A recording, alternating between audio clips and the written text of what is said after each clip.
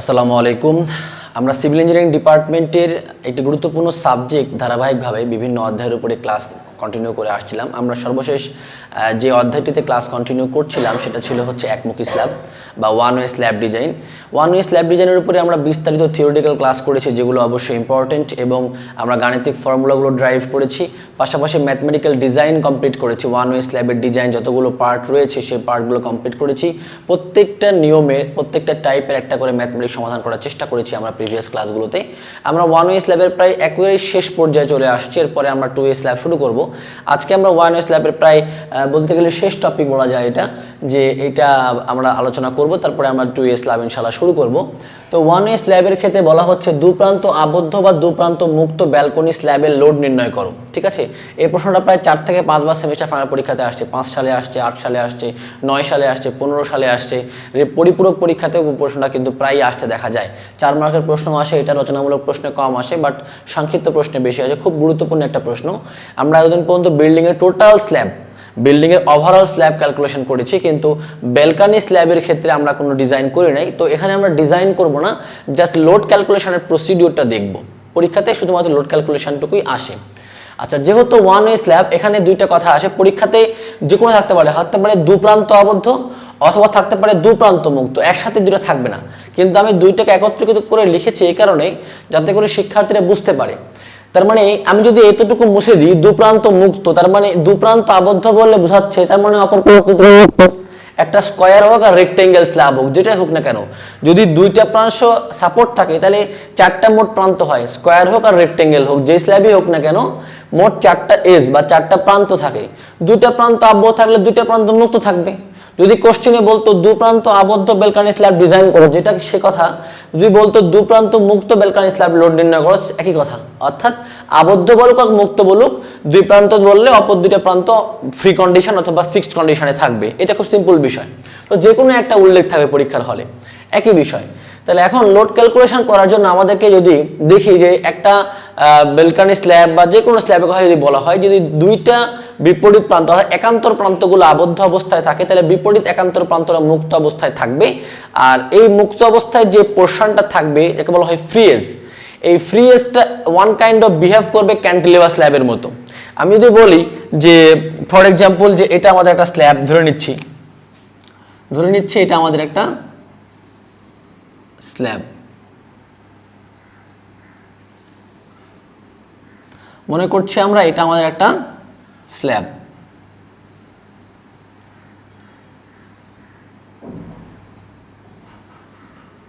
বেলকানি slab মনে করলাম এটা। তার মানে এর দুটো প্রান্ত আবদ্ধ, দুটো প্রান্ত মুক্ত হয়। এটা আবদ্ধ, এটা মুক্ত, অথবা এটা আবদ্ধ, এটা মুক্ত, এটা দিলেই হলো। তার মানে আবদ্ধ বলতে এদিকে বিম অথবা দেওয়াল আছে। ওয়ালের উপর হলে ব্রিক ফ্ল্যাট স্ল্যাব হলে, সরি, এটা যদি আমাদের ব্রিক স্ট্রাকচার বিল্ডিং হয় তাহলে এখানে কি আছে? ওয়াল আছে। আর যদি কলাম স্ট্রাকচার বিল্ডিং হয় বা আমাদের ফ্রেম স্ট্রাকচার বিল্ডিং হয় তাহলে এখানে বিম আছে। তাহলে মনে করছি আমরা এইদিকে আমাদের আরো একটা পোর্শন রয়েছে। মনে করলাম আমাদের একটা আরো এখানে পোর্শন রয়েছে, এখানে বিমের বিষয়গুলো আছে।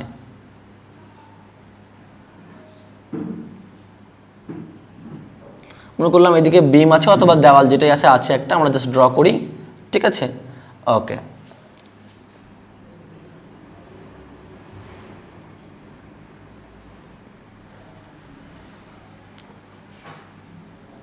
আমরা বিমি মনে করলাম এই পাশে অবস্থান করছে, এই বিমের উপরই স্ল্যাবগুলো অবস্থান করছে। ঠিক আছে,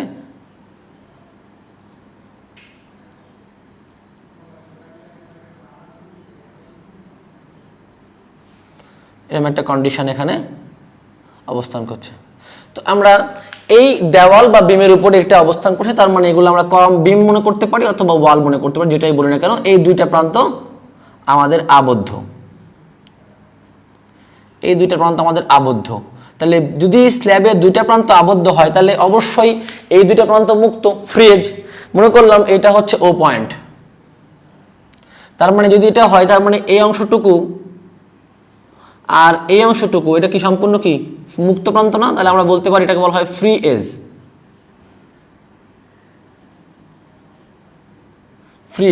ঠিক আছে, ওকে।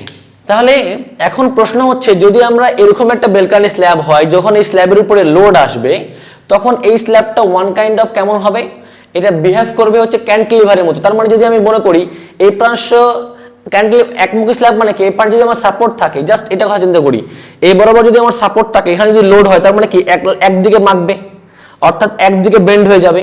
আবার যদি এই পাশে সাপোর্ট থাকে তাহলে এই দিকে লোড দিলে এই দিকে বের হয়ে যাবে, অর্থাৎ এইটার পয়েন্ট অপোজিটে এইটা বেন্ড হবে, এটার অপোজিটে এইটা বেন্ড হবে। তার মানে কি দুইটা সাপোর্ট ফিক্সড মানে অপর দুইটা বেন্ড হবে। আর অ্যাজ লাইক অ্যাজ ক্যান্টিলিভার, তার মানে এই পাশে আবদ্ধ মানে অন্য পাশে মুক্ত, এই পাশে আবদ্ধ মানে এই পাশটা মুক্ত। তার মানে এইটাকে যদি আমি বলি শর্ট স্প্যান, জাস্ট যদি কল্পনা করি এটা একটা শর্ট স্প্যান,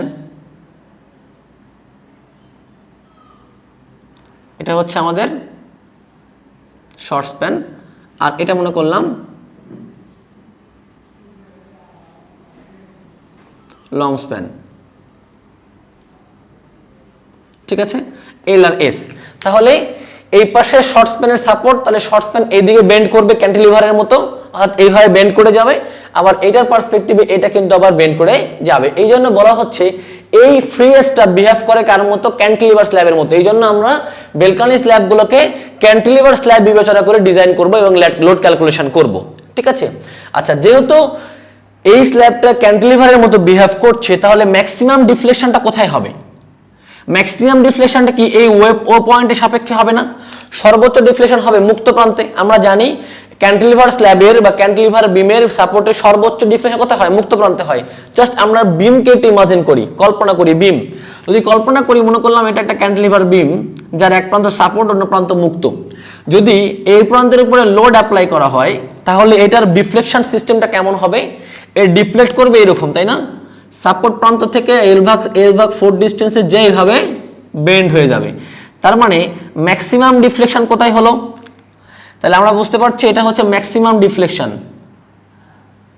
ম্যাক্সিমাম ডিফ্লেকশন যদি বিম এরকম হয়, বিমের মুক্ত প্রান্তে যদি ডিফ্লেকশন ম্যাক্সিমাম হয়, তাহলে একইভাবে স্ল্যাবের মুক্ত প্রান্ত ডিফ্লেকশন ম্যাক্সিমাম হবে। যেহেতু এটা স্ল্যাবটা ক্যান্টিলিভারের মতো বিহেভ করছে, সো এটার মুক্ত প্রান্তে সর্বোচ্চ ডিফ্লেকশন হবে। এটা কোনো বলার অবকাশ রাখে না। তাহলে আমরা থিওরিটিক্যাল যে কথাবার্তাগুলো বললাম সেই কথাবার্তাগুলো হয় লিখতে পারি, ঠিক আছে। আমি যে বলেছি এগুলো থিওরিটিক্যাল কথাবার্তার মধ্যে আসতে পারে। আচ্ছা, এখন আমরা ক্যালকুলেশনে আসি। তাহলে আমরা যদি প্রতি বর্গমিটারে কি পরিমাণ লোড পড়ছে, unit weight per unit load per metre square, আমরা যদি প্রতি বর্গমিটারে লোডটা ক্যালকুলেশন করতে চাই তাহলে কি করতে পারি? এর মোট লোডটা কত হবে, অর্থাৎ শর্ট স্প্যান বরাবর এবং লং স্প্যান বরাবর তো মোট লোড, তাই না? তাহলে আমি থিওরিটিক্যাল কথাবার্তা লিখলাম না, আমি যা বলেছি সেটা থিওরিটিক্যাল কথাবার্তা, এগুলো আমাদের সাথে লিখতে পারলেই হবে। আমি ডিরেক্টলি ক্যালকুলেশনে যাচ্ছি, সলিউশন বা সলভ। আচ্ছা, তাহলে আমি যদি ক্যালকুলেশনে আসতে চাই তাহলে বলতে পারি মোট লোড। তাহলে কি এটা? মোট লোড বা উভয় প্রান্তের সাপেক্ষে মোট লোড, উভয় প্রান্তের সাপেক্ষে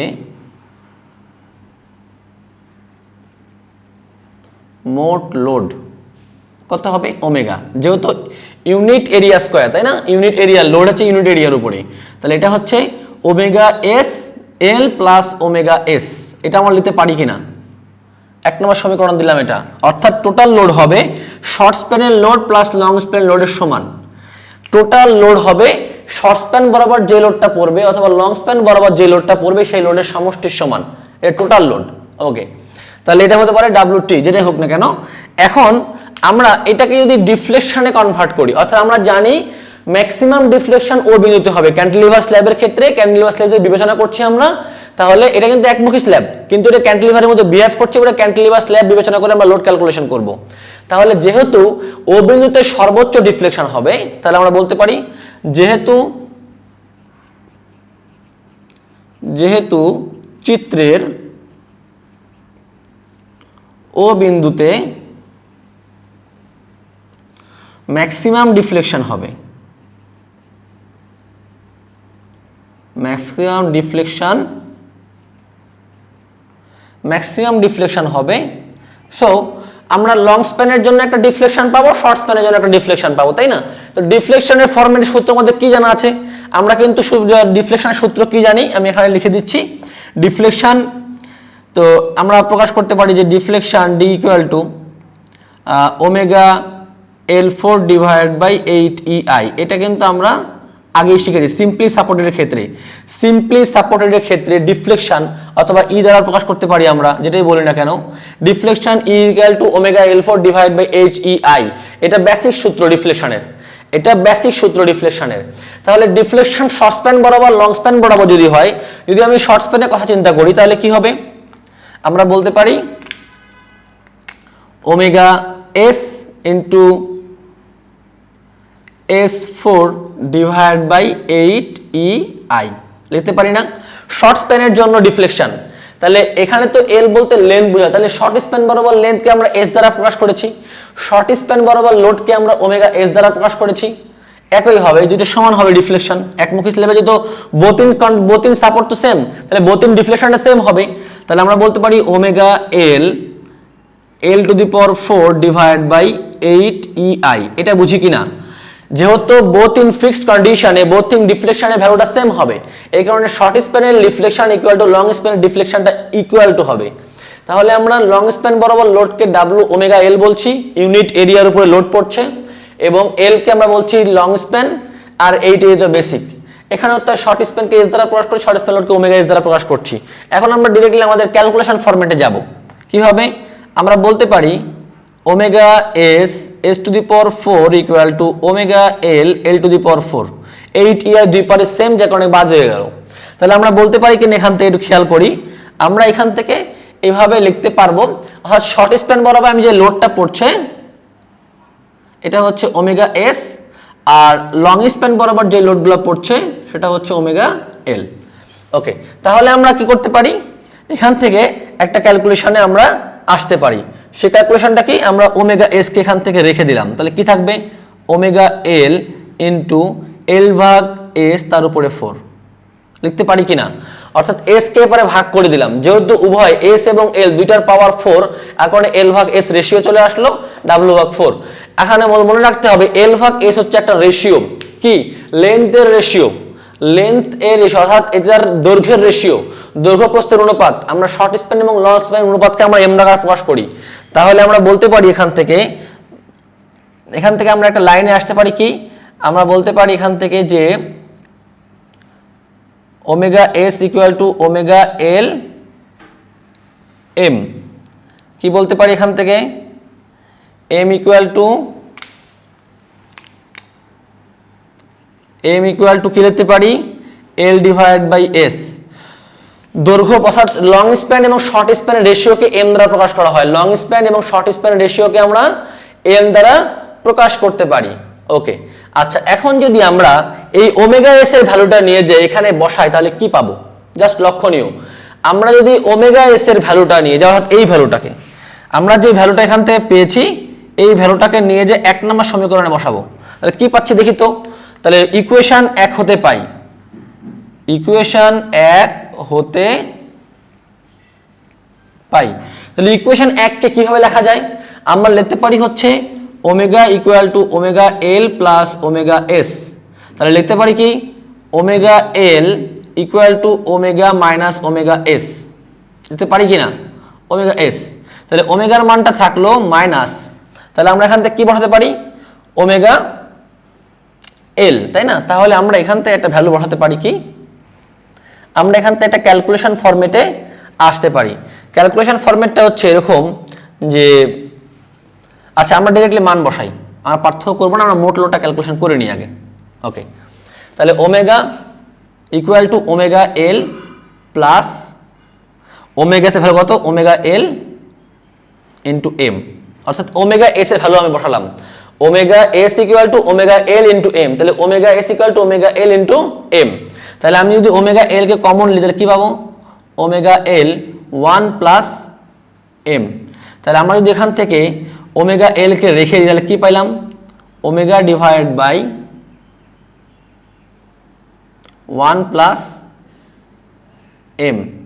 ওকে, এখন একটা বিষয় হচ্ছে এখানে যে 4 ছিল, এল ভাগ এস সমান না হলে এম, কিন্তু 4টা কোথায় গেল? তার মানে এখানে আমাদের একটা মিস্টেক হয়েছে, এখানে 4 থাকবে। এখানে 4 থাকলে এখানে কত হবে? 4। এখানে 4 থাকলে এখানেও হবে 4। তাহলে এখানেও হবে 4। তাহলে আমরা লং স্প্যান বরাবর, অর্থাৎ আমাদের যদি বলি যে একমুখী স্ল্যাবের লং স্প্যান বরাবর আমরা যে ভ্যালুটা পেলাম, লং স্প্যানের লোড পেলাম কত, ওমেগা ডিভাইড বাই 1+4। তাহলে আমরা বলতে পারি ব্যালকানি স্ল্যাবের ক্ষেত্রে লং স্প্যান বরাবর লোডের পরিমাণ omega L equal to omega divide by 1+m⁴। খেয়াল করে লক্ষ্য করি, আমরা এখানে বলেছে দুপ্রান্ত আবদ্ধ দুপ্রান্ত মুক্ত যে কোনো একটা ব্যালকানি স্ল্যাবের লোড নির্ণয় করো। আমরা জানি লোডটা লং স্প্যান বরাবর আসতে পারে, লোডটা শর্ট স্প্যান বরাবর আসতে পারে। আমরা ফার্স্ট ক্যালকুলেশন করলাম লং স্প্যান বরাবর কত লোড আসতে পারে। লং স্প্যান বরাবর লোড আসতে পারে total load divide by 1+ length এবং এস এর রেশিও m/4। এটা একটা বিষয়। তাহলে আমরা এটা একটা ভ্যালু পেলাম, ঠিক আছে, এটা একটা সলিউশন সলভ। আচ্ছা, এখন দেখবো আমরা শর্ট স্প্যান বরাবর কত লোড আসে। আমরা দেখবো এখন কি শর্ট স্প্যান বরাবর কতটুকু লোড আসে। তাহলে আমরা এখানটুকু আমরা মুছে দিই, এইটুকু আমাদের আপাতত লাগছে না। খেয়াল করি আমরা এতটুকু মুছতে পারি কিনা, এতটুকু। তাহলে আমরা লং স্প্যান বরাবর লোড কিন্তু বের করে ফেলেছি অলরেডি। এখন আমরা শর্ট স্প্যান বরাবর লোডটাকে বের করব। শর্ট স্প্যান বরাবর লোড বের করতে হলে আমরা এখান থেকে লিখতে পারি কিনা এভাবে যে omega S equal to omega minus omega এল। তাহলে ওমেগার ভ্যালু হচ্ছে আমরা জানি না, ওমেগা এল এর ভ্যালু আমরা বের করে রাখছি কত, ওমেগা ডিভাইড বাই 1+m⁴। তাহলে আমরা এখান থেকে ক্যালকুলেশন করতে পারি কি omega into 1+m⁴ minus omega divide by 1+m⁴। Just লসাগু করলাম। তাহলে লসাগু করলে আমাদের কি আসতেছে, omega plus omega m4 minus omega divide by 1+m⁴। তাহলে আমাদের এখান থেকে কেটে যায়, তাহলে কি অতএব শর্ট স্প্যানের omega S equal to omega m⁴ divide by 1+m⁴।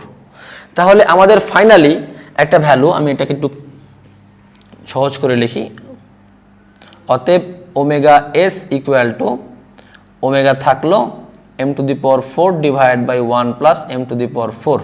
অর্থাৎ শর্ট স্প্যান বরাবর কতটুকু লোড আসবে, শর্ট স্প্যান বরাবর লোড আসবে এইটা, লং স্প্যান বরাবর লোড আসবে এটা। তাহলে আমরা বলতে পারি ফাইনালি দুপ্রান্ত আবদ্ধ হোক বা দুপ্রান্ত মুক্ত হোক যে কোনো ব্যালকানি স্ল্যাবের ক্ষেত্রে লং স্প্যানের লোডের পরিমাণ হবে এটা, শর্ট স্প্যানের লোডের পরিমাণ হবে এটা। এখন যদি কোনো ব্যালকানি স্ল্যাবের লোড ডিজাইন করতে বলা হয় আর যদি আমাকে এই ভ্যালুগুলো দেওয়া থাকে, লোডের ভ্যালু দেওয়া থাকে আর এম অথবা এল এস এর ভ্যালু দেওয়া থাকে, তাহলে আমরা অনায়াসেই লং স্প্যানের এক্স্যাক্টলি লোডের ভ্যালু এবং শর্ট স্প্যানের এক্স্যাক্টলি কতটুকু লোড পড়বে সেটা কিন্তু ক্যালকুলেশন করতে পারবো।